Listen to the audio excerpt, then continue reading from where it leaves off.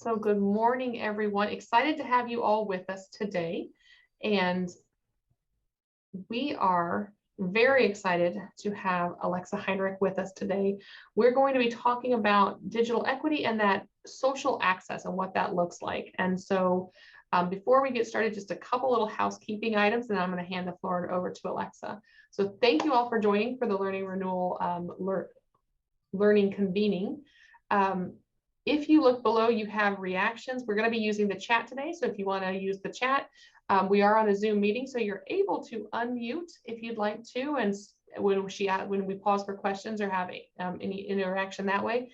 And then Zoom also has those fun little reactions that we have. So you can add those to your box as well if you want to just engage as we're moving through the day. So thank you so much for joining us today. And with that, Alexa, I'll let you take it away.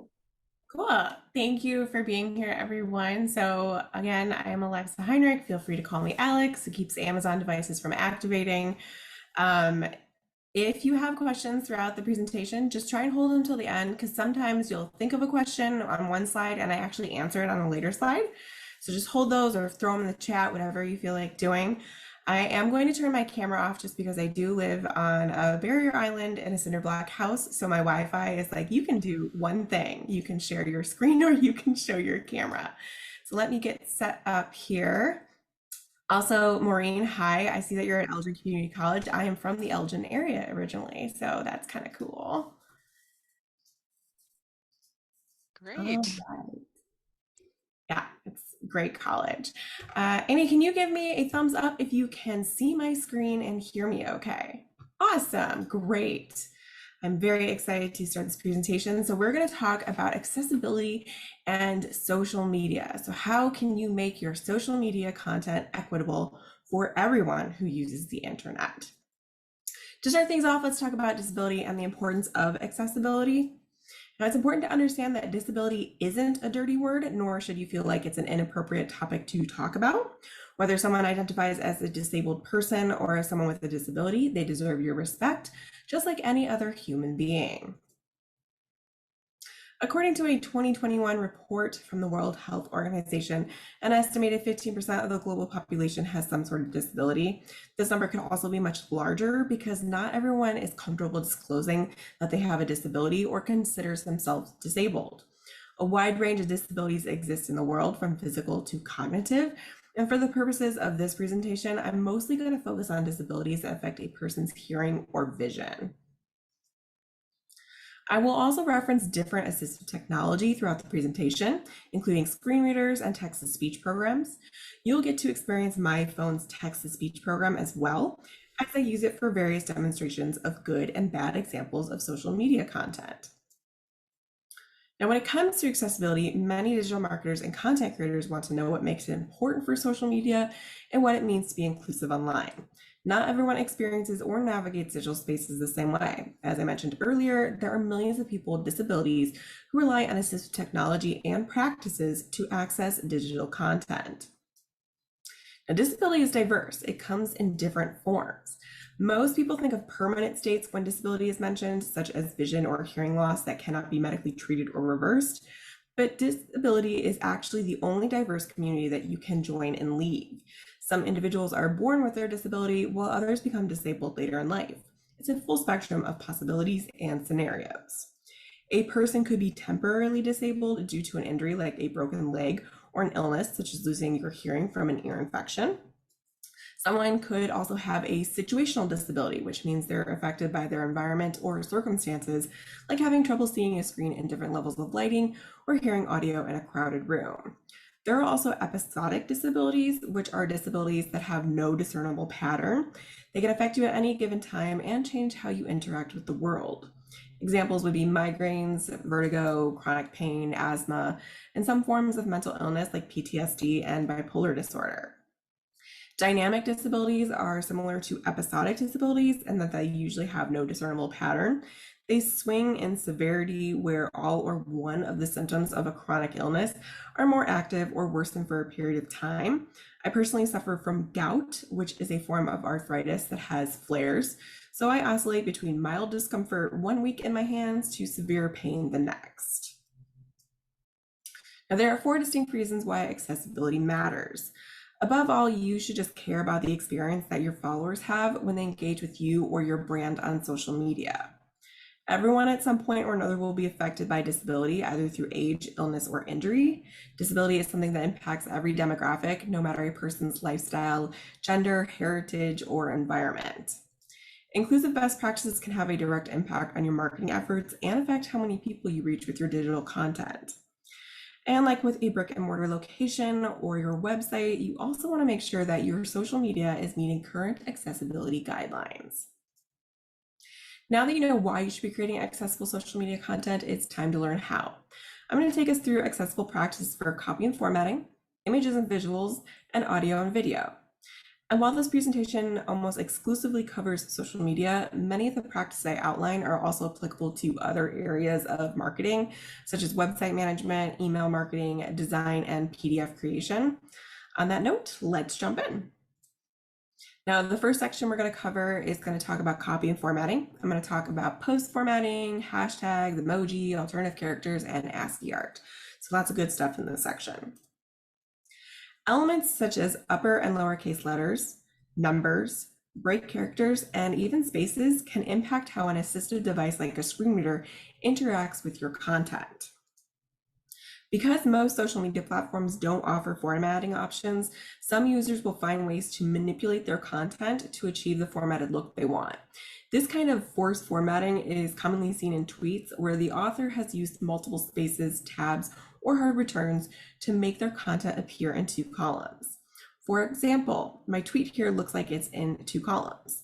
However, the blue arrows I've placed between the columns show that tabs were used to create this forced formatting. A screen reader would follow the path of the blue arrows because there's no true gutter in the tweet that tells it to do otherwise. Therefore, the content gets read out of order and sounds like this. This is the path. Please stop formatting. Your screen reader follows tweets to look like this just when you force your for the sake of viral memes tweets into 2 columns. It's not accessible. Thanks. Not exactly easy to understand.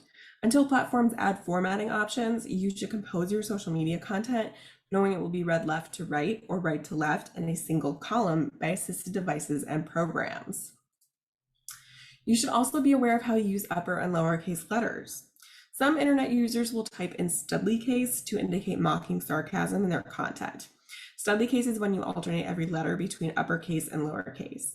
It's also known as varied case or SpongeBob case due to a popular meme featuring the cartoon character. The varied letter case makes it exceptionally hard for a screen reader to properly read the words and can create a confusing experience for users, as demonstrated here. Instagram. Today we're introducing face filters. Snapchat. T0 day we're in TR0 do CNG face VLTER5. I would be impressed if anyone understood that second line. Formatting is also important for hashtags. You'll want to use capital letters in your compound hashtags to separate the words properly. This method is referred to as Pascal case, title case, and camel case. The capital letters help assistive devices denote the separate words, allowing them to pronounce compound hashtags correctly and not as one long mishmashed word. Just listen to how the all lowercase hashtag on this slide sounds Octopirism. versus how the hashtag in Pascal case sounds. Octopi are awesome. One more listen for the all lowercase hashtag Octopirism. in comparison to the Pascal case hashtag. Octopi are awesome. Definitely a noticeable difference in the two. Proper formatting is also easier for literally everyone to read, no matter the status of their vision. It's just how our eyes track letters. This formatting can also be applied to your Twitter handle to make that accessible, and it could save your brand from embarrassing PR moments as well. Moving on to my favorite section, emoji. Everyone loves those colorful icons, but did you know that each individual emoji has its own unique description assigned to it? When an assistive device comes across an emoji in written content, it will use the icon's assigned description to accurately describe it to the user. Many emoji also have descriptions and appearances that differ across platforms, devices, and browsers.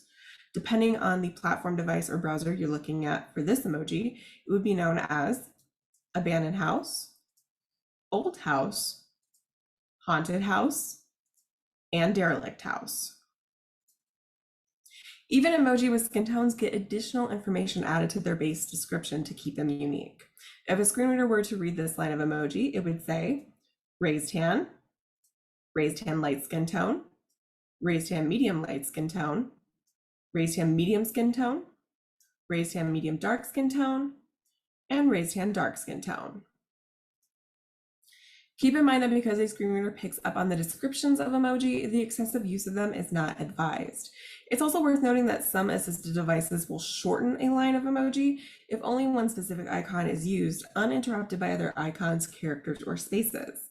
For instance, this group of emoji would probably be read as 24 rockets instead of a screen reader saying the word rocket 24 times.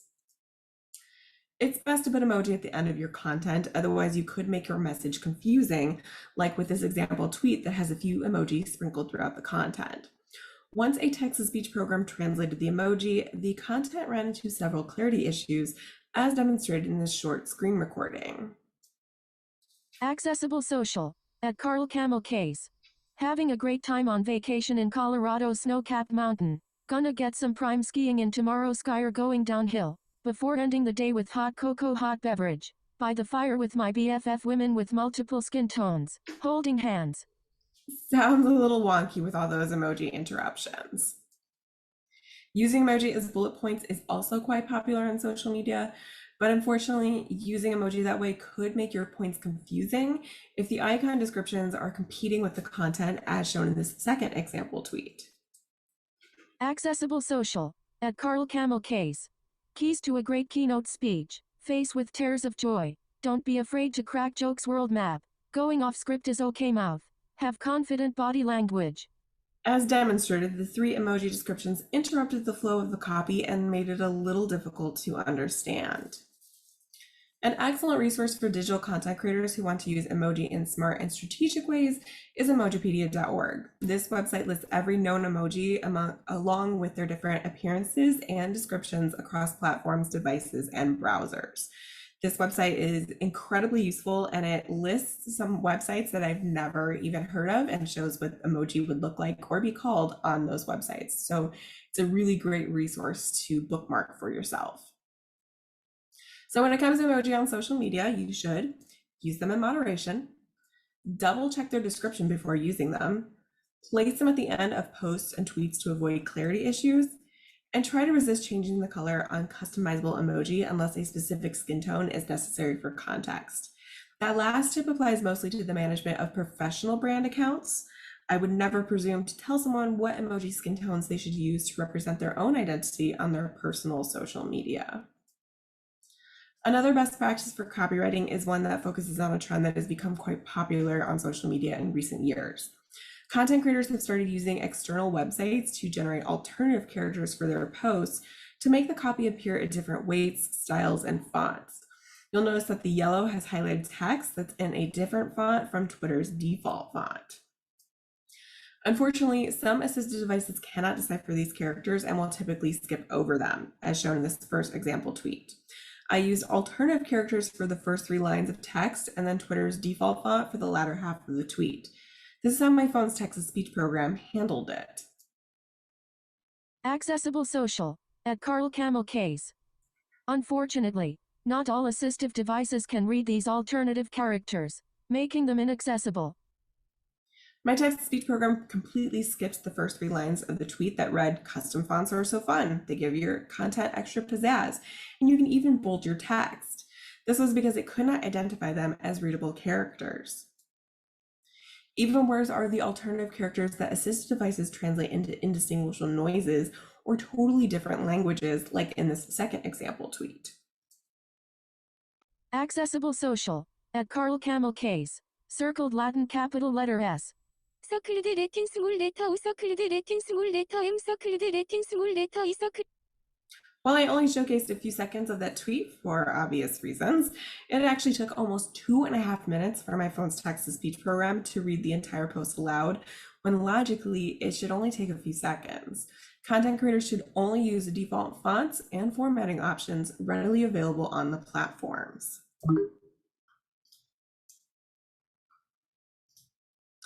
Another popular trend on social media that involves the use of characters is called ASCII art.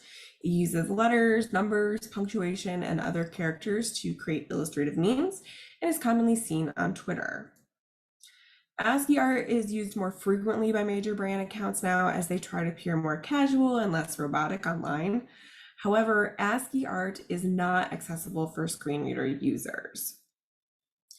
Assistive devices are programmed to read characters and punctuation marks as they originally intended. They cannot properly discern when characters are used to create larger illustrations, and when read aloud, ASCII art normally sounds something like this. bullet, X. bullet, greater than reversed not sign black square, reversed not sign black square Y. So the art is clever, but it doesn't make much sense once a screen reader gets a hold of it. So you really want to avoid using ASCII art in any of your posts. It's also worth noting that sometimes it will shift around depending on what device or platform someone's looking at your ASCII art on. So you could create something on the desktop version of Twitter that looks fine, and then someone sees it on the mobile version of Twitter and it looks completely different because the space allowed for those characters is either bigger or smaller. This next section is typically the one that I get the most questions about: how to be accessible with images and visuals. Images play a key part on social media, but how does someone with a serious vision disability experience a picture? Assistive devices and programs need alt text, a descriptive physical summary of the image, in order to accurately describe it to the user. Take these two tweets for example. They are seemingly identical, except that one had alt text added to it and the other did not. Here's what the first tweet sounds like through my phone's text-to-speech program. Accessible social. At Carl Camel Case. Alt text is incredibly important to making images accessible. Image. Cluster of peachy pink flowers covered in droplets of water after a thunderstorm. 46 seconds ago. Versus what the second tweet sounds like. Accessible social. At Carl Camel Case. Alt text is incredibly important to making images accessible. Image. 20 seconds ago. The first tweet obviously had alt text applied to it, while the second one did not, which made a noticeable difference in the text-to-speech experience. Now, Facebook, Instagram, Twitter, LinkedIn, and Pinterest all allow users to write custom alt text for their uploaded images. Custom alt text is always preferred to automatic alt text that's been written by an AI program, because auto-generated alt text is normally vague and not descriptive or accurate enough to be considered accessible. The alt text field on the desktop version of Facebook can be found by clicking Edit in the upper left corner of an image before posting it to your Facebook page, profile, or group, and typing the alt text in the appropriate field. You may notice that Facebook tried to write its own alt text for this example, as shown above the custom alt text field, but the description of maybe an image of body of water, twilight, palm trees, sky, and nature definitely doesn't do this vibrant image any justice or really make it accessible for anyone using assistive technology. If you're in the Facebook mobile app, you'll find the alt text function under the three dots in the upper right corner of your uploaded image. This can be deceptive since there's also an edit button like there is on the desktop, but alt text is not housed there in the app. But when does meta make any sense? You may notice a warning flash that alt text is normally less than 100 characters. Your alt text should be as long as you need it to be in order to make your image accessible, so you can ignore this warning. That's really just Facebook wanting you to use their automatic generated alt text, which, as we discussed in the previous slide, is not good. So you can ignore this warning. It's not going to cut your alt text off. When you get to the final publishing screen on the Instagram app, tap Advanced Settings, scroll to Accessibility near the bottom, click Write Alt Text, and then add your image description in the provided field. If you have a carousel of images, there will be a slot for each image on that final screen. Once you've written your alt text, you can click Done in the upper right corner. The alt text feature is actually easier to find on the desktop version of Instagram than it is on the app. You'll find a drop-down labeled Accessibility just below the caption area on the final publishing screen. Click the drop-down and the expanded view will show each of your uploaded images with a field next to them where you can write your alt text. You can also use Meta Business Suite to schedule posts to Facebook and Instagram with alt text. After uploading your image, click the button to the right of the thumbnail that features a pencil icon. A new window will open showing your image with editing options listed to the left. Alt text will be the last option. This functionality is identical for both Facebook and Instagram posts. On the desktop version and mobile app of Twitter, along with TweetDeck, the alt text option appears with images as add description or plus alt.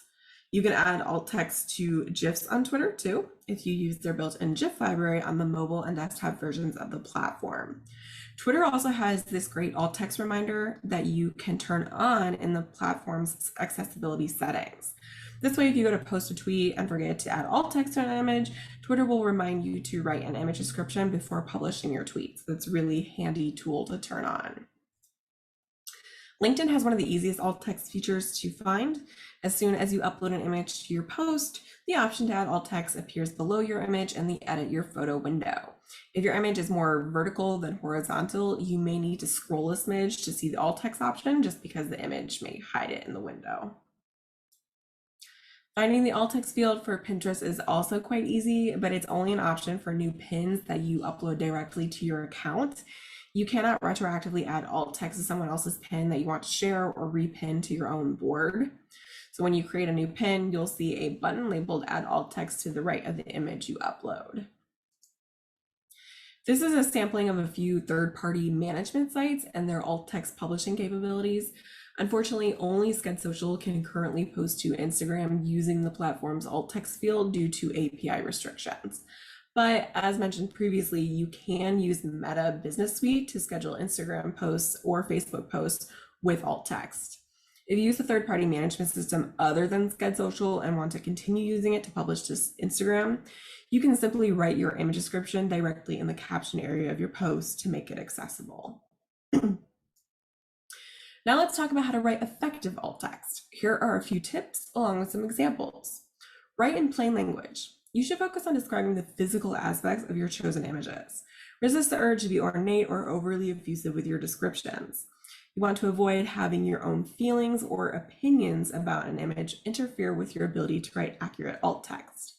You can be creative, but don't go overboard, otherwise your description could become muddled and confusing. Try to be as objective as possible. Focus on accuracy, not length.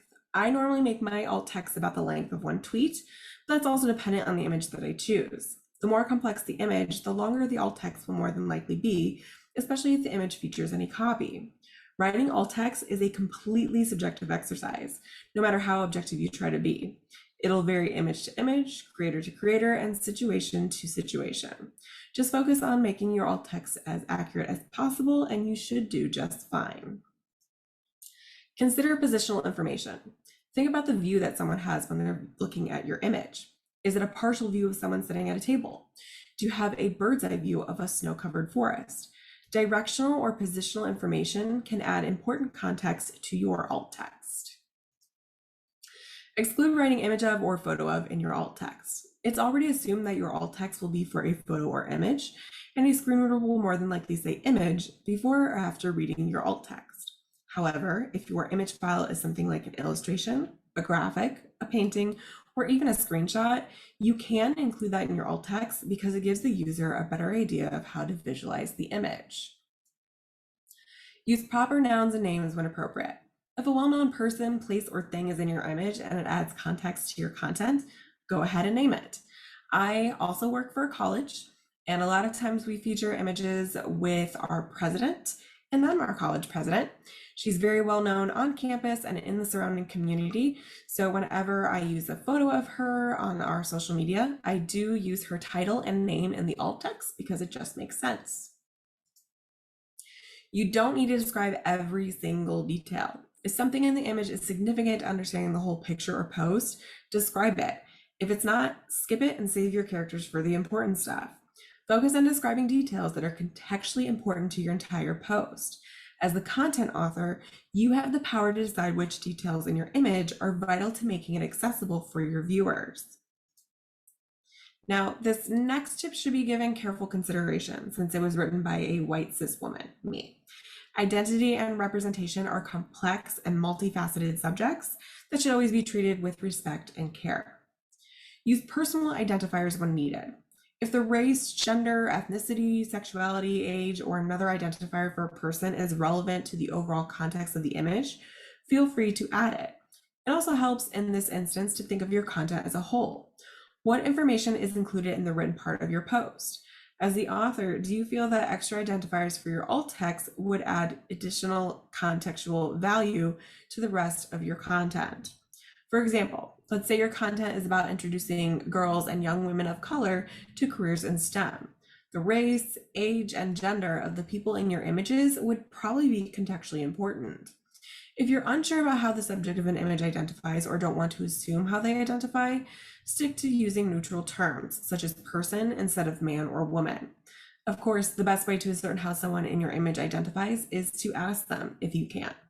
Just make sure to explain to your subject that you're trying to accurately represent them and their identity in your content. Again, I work for a college and we use a lot of pictures of our students, obviously. A lot of my content is very high level just for registration, enrollment. So I typically will just say SBC students in my alt text, and I won't go into great detail about their looks or how they present, anything like that, because it's not really relevant to the rest of the content that I'm producing. So their identifiers don't necessarily need to be in the alt text to make it more accessible. Avoid abbreviations whenever possible. It's better to type out the full name or title of a person, place, organization, or initiative because screen readers don't always read abbreviations like acronyms and initialisms correctly. Lesser known abbreviations also don't add a lot of context to an image. If you use an initialism in your alt text, or any of your content for that matter, type out the full name or title first and then place spaces or periods in between each letter of the initialism so the screen reader says it properly. An initialism is an abbreviation consisting of initial letters pronounced separately. Examples would be KPI, NYC, and FBI. An acronym is an abbreviation formed from the initial letters of other words and pronounced as a word. Examples would be NASA, SCUBA, and FOMO. Add keywords for improved SEO. This piece of advice is more for images on websites, but it's still a good tip to remember just in case search engines ever evolve to index the alt text on social media images. To my knowledge, they currently do not. However, keywords in the alt text field on Instagram posts do supposedly affect search results within the app. Just make sure that you're prioritizing the accurate description of your image first and foremost. Alt text should always be treated as an accessibility feature and not an SEO growth hack. If you can logically work your keywords into your alt text, go for it. If not, that's what hashtags are for. Avoid excessive flattened copy. If you're posting a copy-heavy graphic like an event flyer or an image that has text overlaid on it, you'll need to add alt text for all the flattened copy because a screen reader will not be able to read it.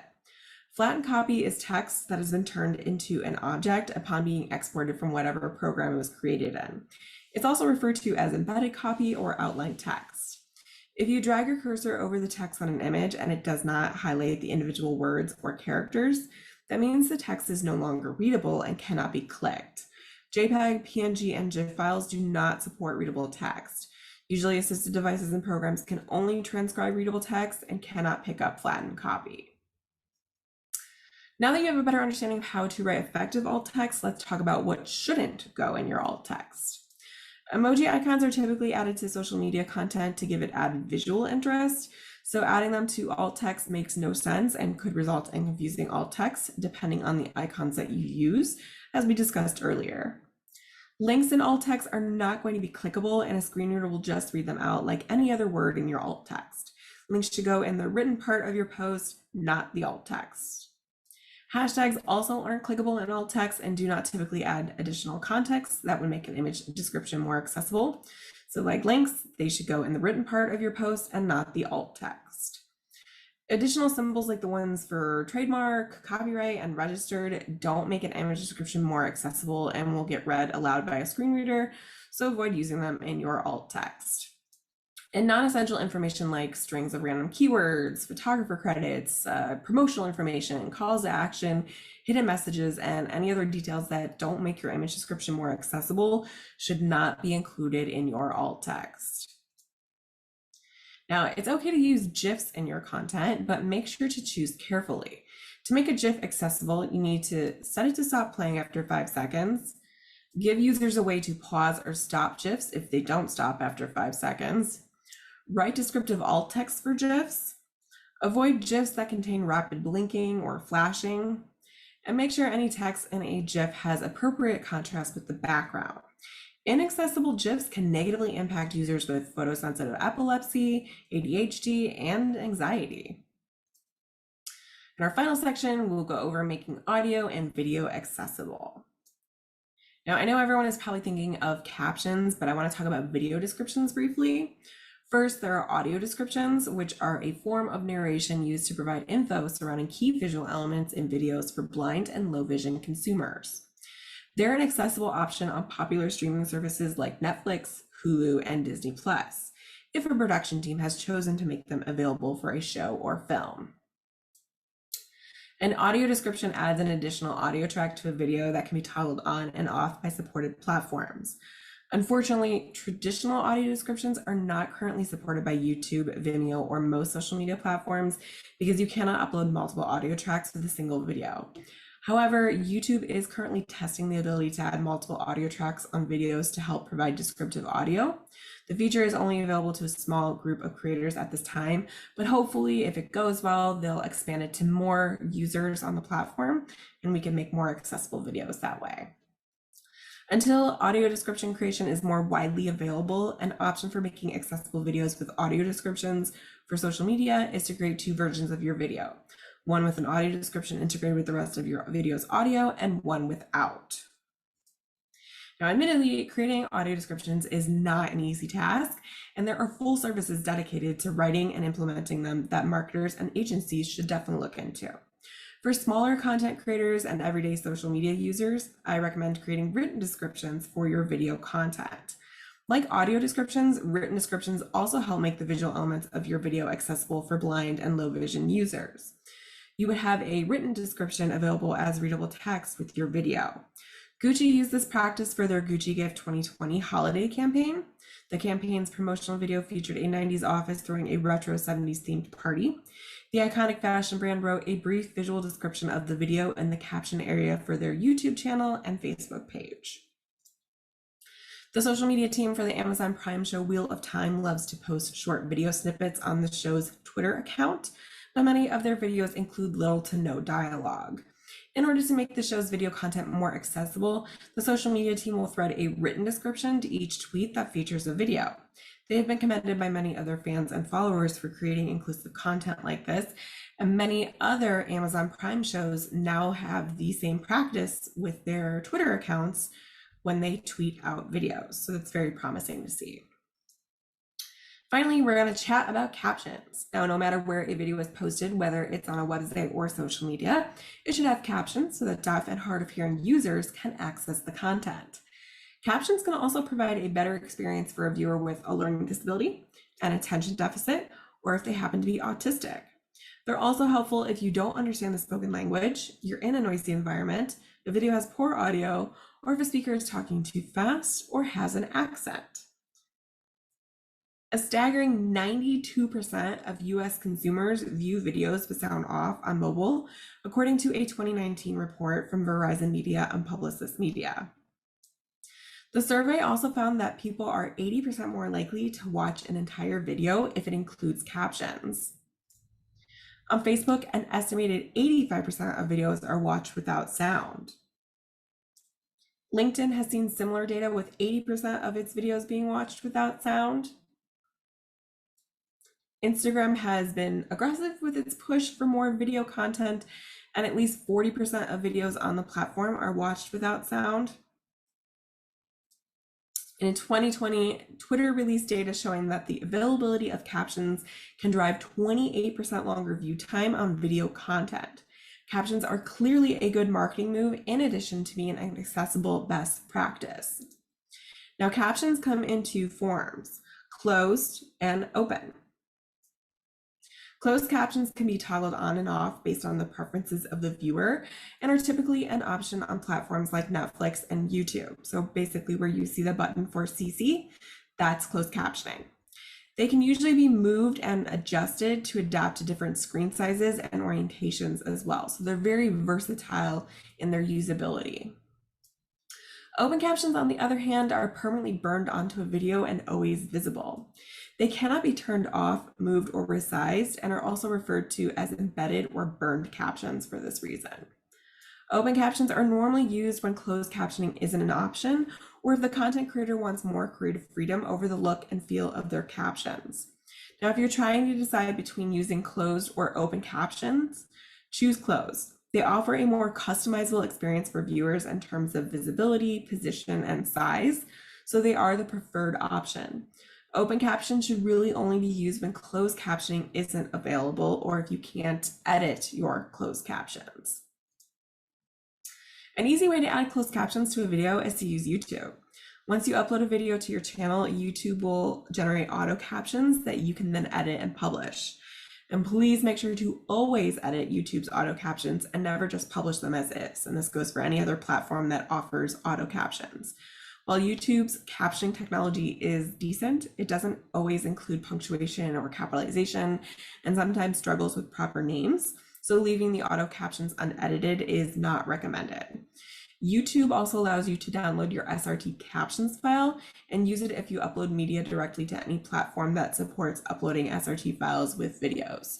So a lot of the videos on my personal YouTube channel are actually completely hidden because all I wanted to use YouTube for was creating my captions file.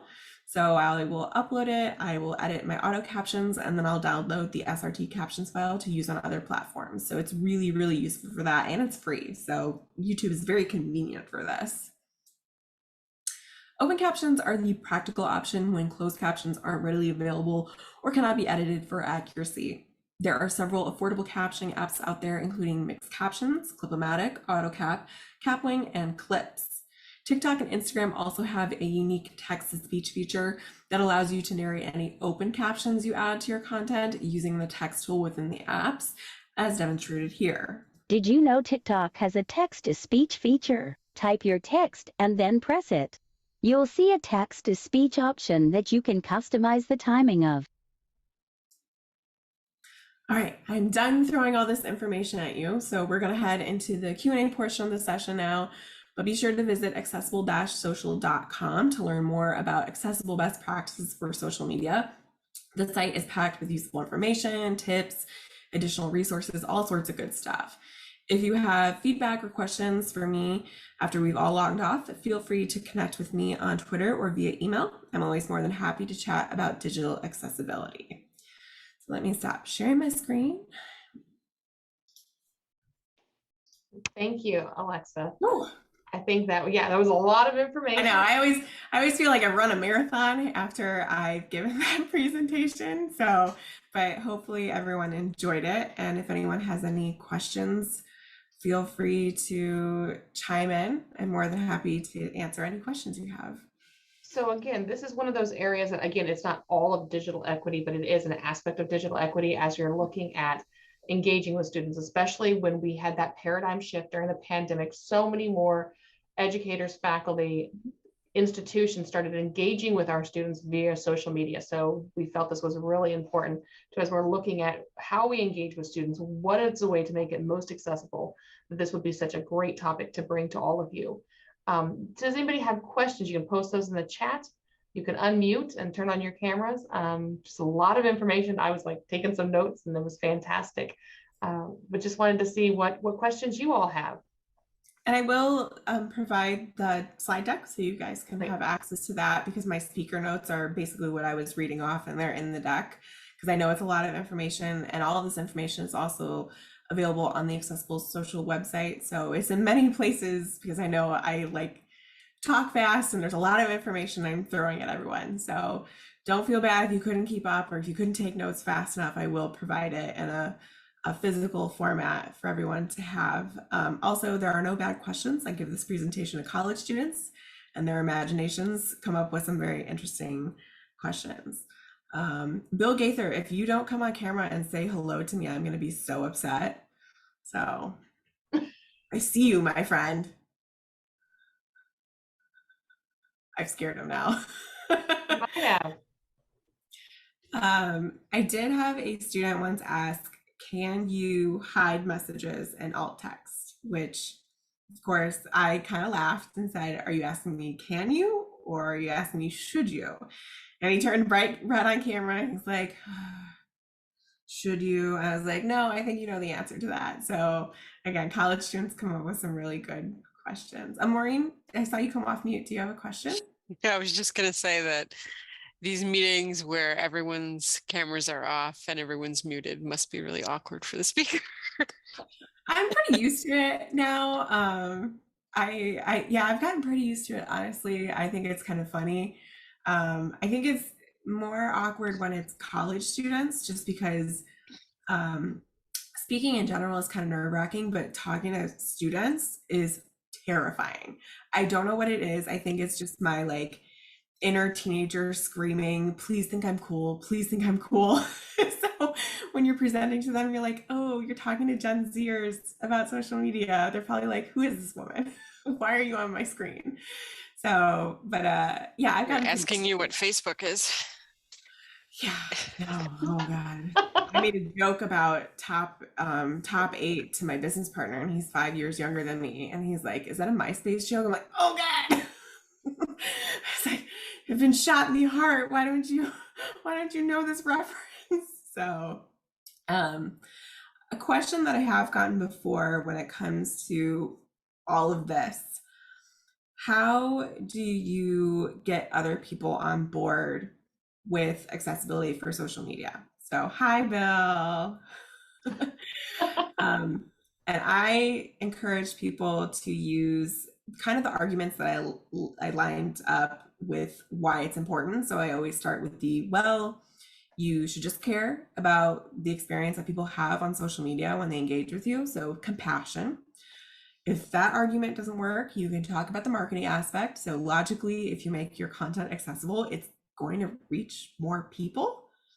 It's kind of logical, you know, as marketers and digital content creators, that's the one thing we really care about, is making sure that everyone can access our content and reach as many people as possible. And of course, if that doesn't work, then you can use the scary argument, which is if we don't create accessible content on our websites and social media, we might get sued. That is a very feasible possibility. MIT and Harvard both experienced this. They're still experiencing this, where they got sued for inaccessible content on their website.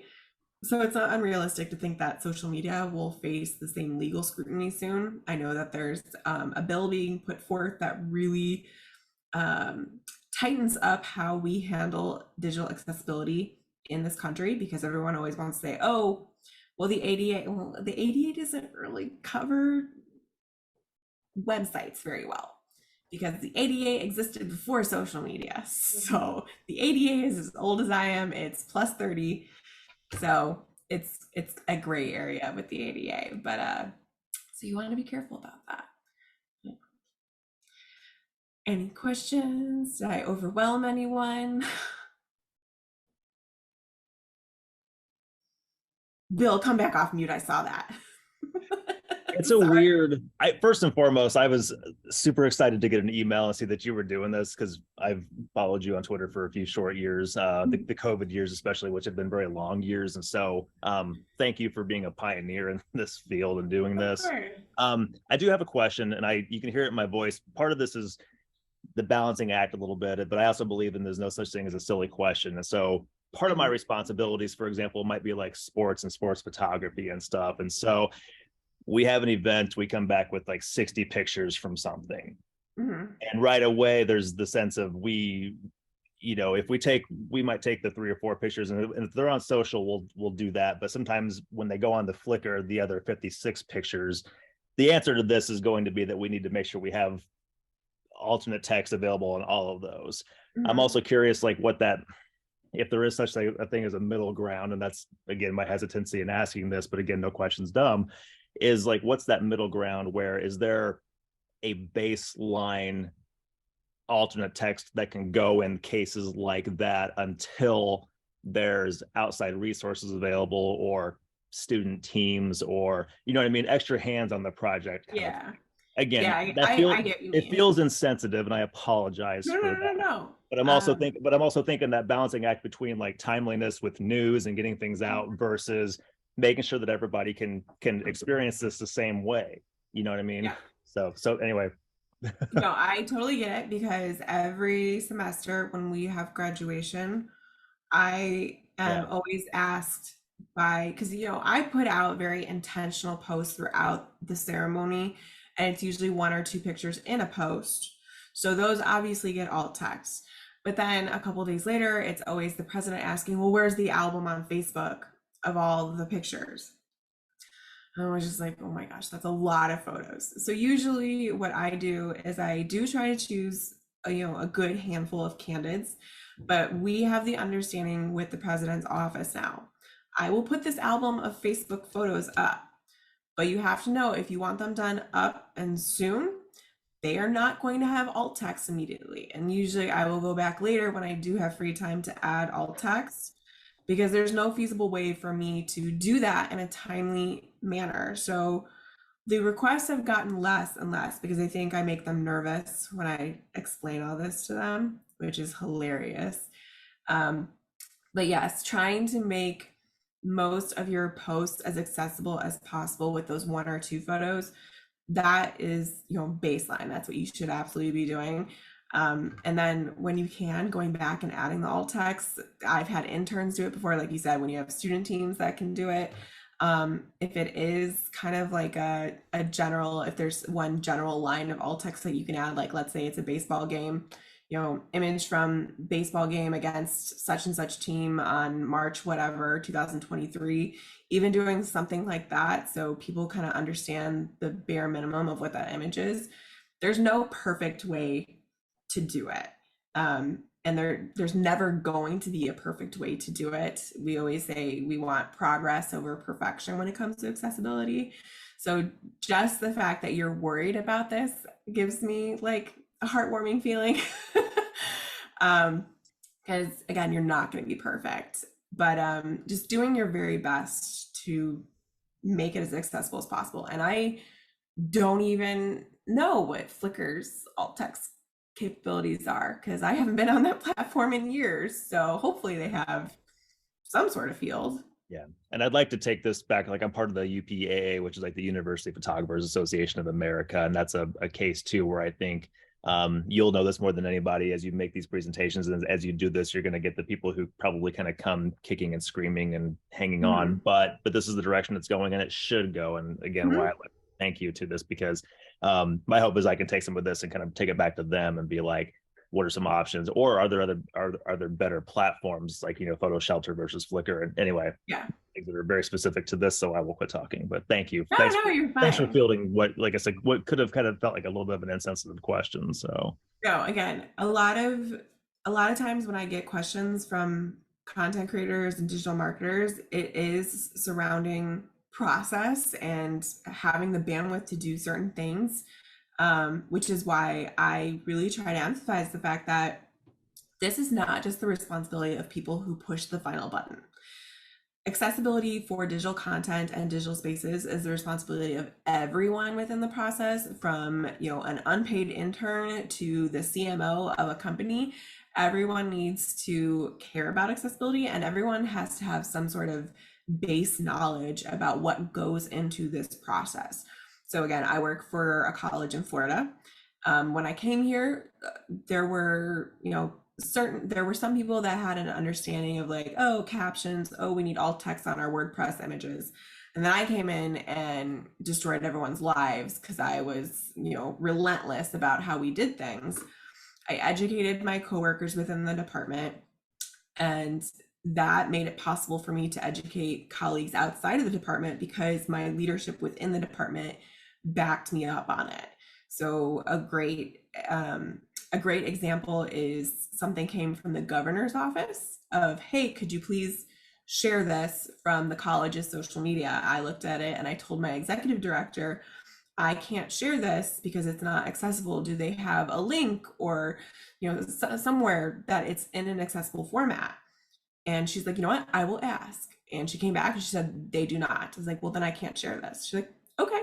And she told the governor's office, we can't share this because it's not accessible, which is not fair to our disabled students. And that was that. My executive director had my back against the governor's office, which is terrifying, especially when you're down here in Florida. and backed me up on it. And that's, you know, what leadership should be doing for their content creators. Obviously, I'm very blessed to have that. Not everyone has that kind of situation, but that's just an example of educating leadership, helping them understand what goes into an accessible content creation process and why it's important. Really helps everyone, because then they can support you moving forward, hopefully. Anyone else have any questions? Emote if you are feeling overwhelmed by the sheer amount of knowledge that I threw your way. It's totally fine if you are. A lot of people are. I get that a lot when I give this presentation, just because most of us don't have this kind of knowledge going in. Digital accessibility for a lot of people still just means websites, which is fine. Web developers usually get this kind of training. It's not something that we're taught in marketing. It's not something that I learned when I was in college with marketing and advertising classes, because it wasn't a thing. I will say that on the Accessible Social website, there is a checklist of basics. So you can go download that, and it kind of gives you a really handy little checklist of, I need to make sure that I do this, this, and this before I post content. So a lot of people use it just to reference until they build those muscle memories. Like, I don't use my own checklist because I just know to do these things, but for people who are just learning about accessibility, it's a really good tool to use, just to make sure that you are hitting all those relevant points. And then eventually, hopefully you won't need it, because you'll just know, I need to do this before I post my content. So.